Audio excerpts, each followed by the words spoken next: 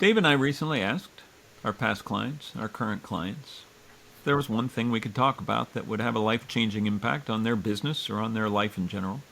What would it be? And one of the things that was in the top 10 was what it takes to be successful. And in particular, is does it have to come from focus on work and action, or can it also come from contemplation and reflection? Welcome to another session of Inside Outlooks. I'm Dave Gorham, a mindset coach with a passion to make you show up as a superhero. And I'm Matt Walley, a mindset coach with a passion for being just a little bit cooler than Dave. Join us as we take a look inside so we can change the world around us. And away we go. So, well, here we are. Let's engage on that. So the question really goes to, in order to get ahead or be successful, however you want to phrase that, do I need to do and keep doing and do more to be successful, or can I get to be successful by doing less? That's what I hear, right? And as you know from my coaching, I often go to we can become more powerful and do more by doing less. So I do. Let's define doing less, right? Because my mind goes to doing less in a physical world, but not necessarily doing less in a intellectual world. Yeah, I think the way the our clients asking that question is, quiet contemplation and reflection. There's 100% value in that. A strength overused becomes your biggest weakness. So how long are you contemplating and reflecting, and is that paralyzing you from doing the actions that you need to do to become productive?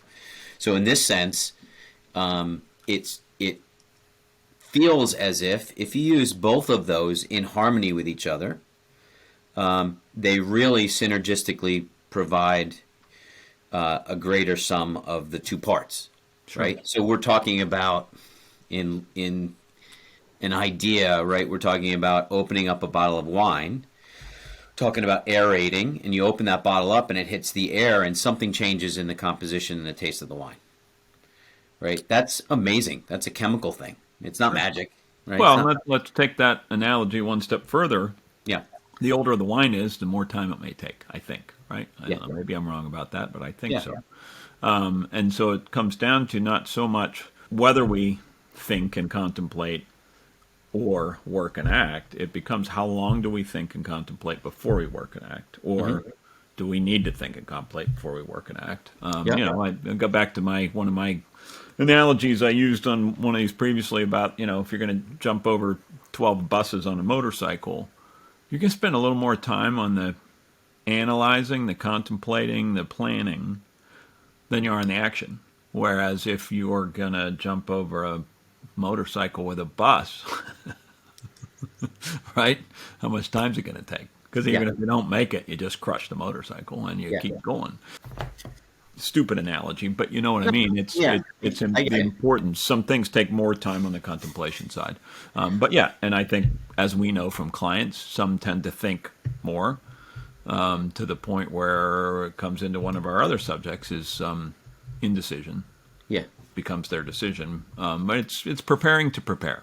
Yeah. If we just prepare to prepare, then you need to take action in order. And I don't think it's sometimes. I think it's always, and the balance or the ingredient to that is that as you build a habit, whether that's production in sales or a level of comfort in a relationship, you don't have to contemplate and reflect on it so much unless you're learning a new habit, right? Or a new action activity, or trying a new, not trying, but going for a new or a higher goal. The wine analogy is natural, right? Whiskeys and bourbons are going to do that with a drop of water. Nothing happens. The action of dropping the water is the action, the only action. You let it sit there, and it will change its composition, its smell, its taste. Nothing has happened, right? So when we say nothing, a whole shit ton of stuff's happening. It's chemical.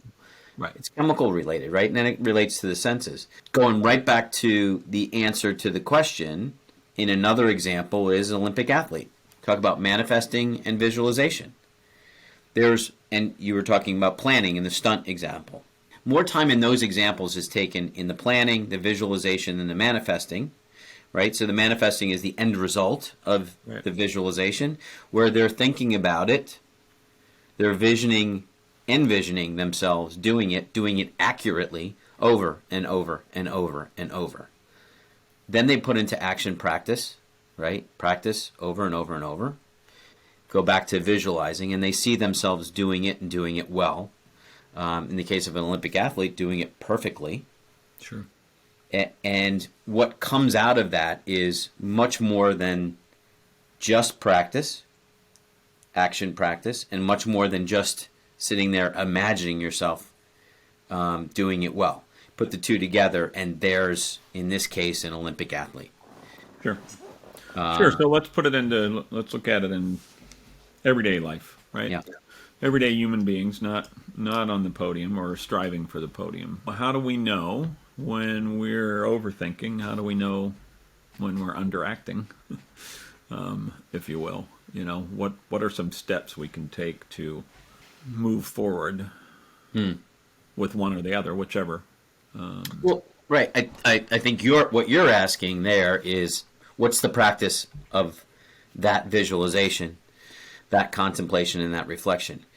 You're going to want to put some parameters around it, right? Meditation is one version of contemplation and reflection. It's acting within in action, right? You're thinking about it. In this case, let's go to success, right? Whatever this client is imagining as success, and we'll just take it from a sales aspect and production. The focus and the imagination is on doing the sales activity, doing it often, doing it well, and it creating a win, a close, and more money, more abundance. So your frame of reference when you are sitting there contemplating and reflecting are what has to happen for that to be a closed transaction, for example.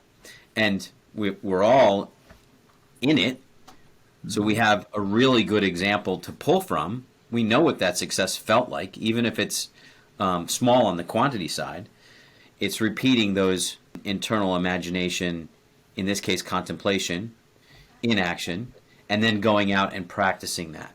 So I would add that I think it's not just contemplation, but it could be reflection based on, okay, if I'm in sales and I've hit whatever, I'm at 80% of my goal, or I'm at 80% of my quota, or whatever that is. It's the contemplation, because I think that's where that contemplation, reflection on what I've been doing, Yep. right?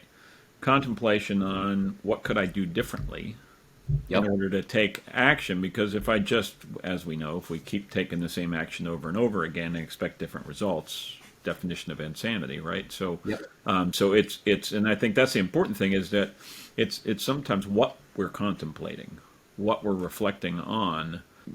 To me, it's why we hire coaches, right? It's why we do what we do, because if I continue to reflect on what I've been doing and I'm analyzing it, I'm basically analyzing my thinking with my own thinking.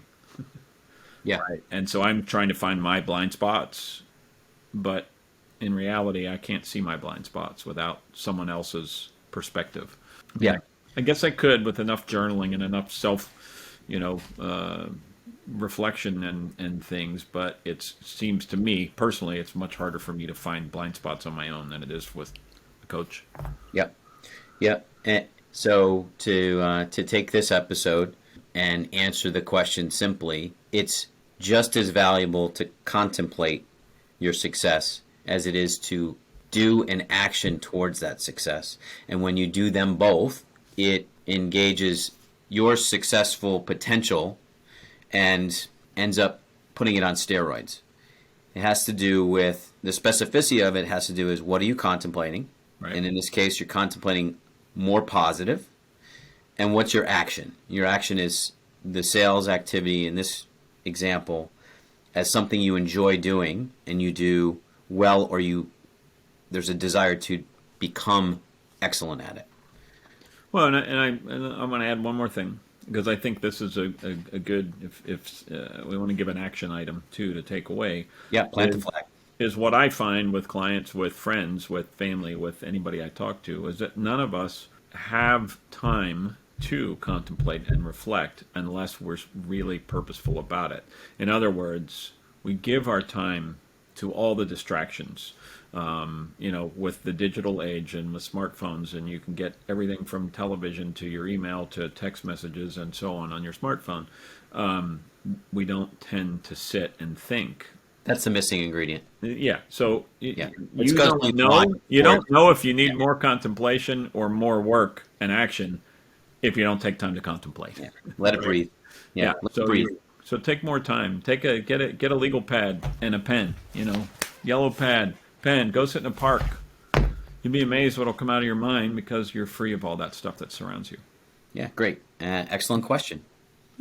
Awesome.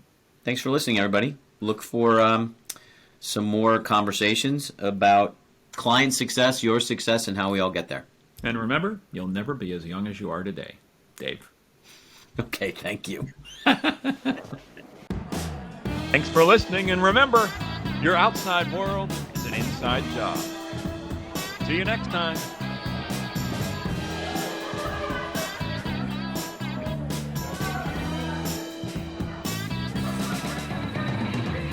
Hey, can we get 2 more over here? Make them doubles.